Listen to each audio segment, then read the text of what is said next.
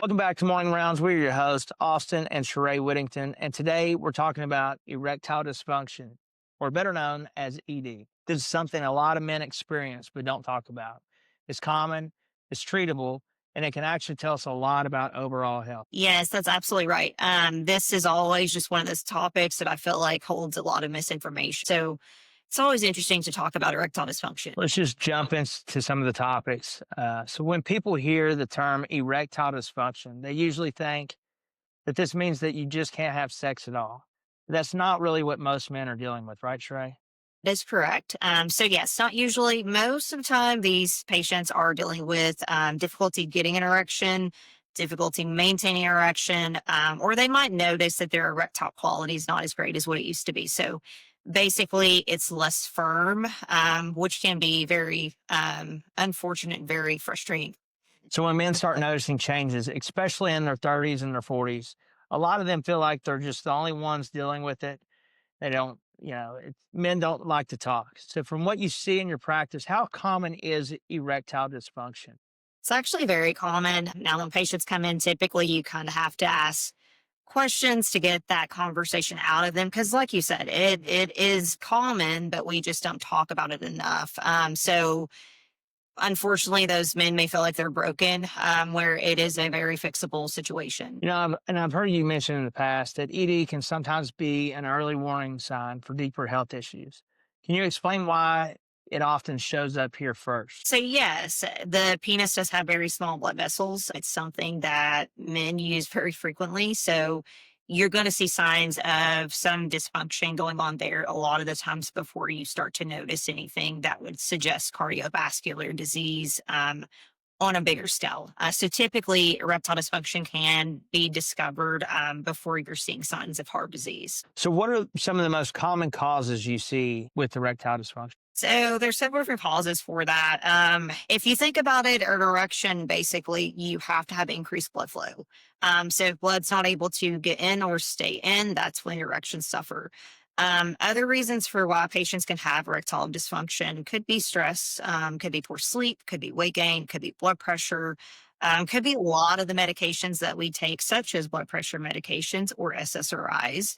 Also, mental health aspects in general, anxiety, depression, things like that could cause some issues there. And then insulin resistance is another big one that we commonly see too. So, multiple different things. I know we directly think at low testosterone or just hormones in general, but there's several different causes for that. A lot of men assume low testosterone is automatically the cause. And if they fix testosterone, everything else just fixes itself. Why doesn't that always work the way people expect? So, just in general, there's multiple different reasons for why somebody would have erectile dysfunction. Testosterone does help to address issues with arousal or issues with libido. Whereas, you have to have good blood flow in order to have a successful erection. So low testosterone, if you correct that, may not completely fix the issues with ED for that particular reason, because you still have to have the blood flow component. For people that's never been on this medication or a medication for ED prescribed, something like Tadalafil, can you break down in simple terms what do these medications actually do inside the body? So just in general, the most simplest way that I can say that, it's going to help you to have better blood flow, so that you can have a better erection. Tadalafil is not going to help with arousal, but it will make the blood vessels relax enough for you to have a successful erection. That's how that works. And like I said, there's several different options. Out of all the options available, why do you often choose Tadalafil specifically? So I like Tadalafil for a lot of different reasons. For one, it can be taken daily. It's something that they can get into a routine with. It also gives the opportunity to have spontaneous sex versus needing to plan for that, which, sometimes just the need to have to plan for those interactions can sometimes offset libido and change arousal and create a lot of frustration. So, being able to take that on a regular basis and have successful erections when you desire those, it's more usually better for that particular reason. The other thing with Tadalafil too, it does help with prostate health. It can help with urinary flow, and it's good for just overall wellness in men. So it just opens up the blood vessels. So we generally pick it for that particular reason. Be on the lookout. NP Modalities is rolling out a simple, discreet men's health option designed to make getting support easier than ever, with care guided by our medical team and medication shipped directly to your door. We hope today's conversation answered some of your questions about erectile dysfunction and medications like Tadalafil.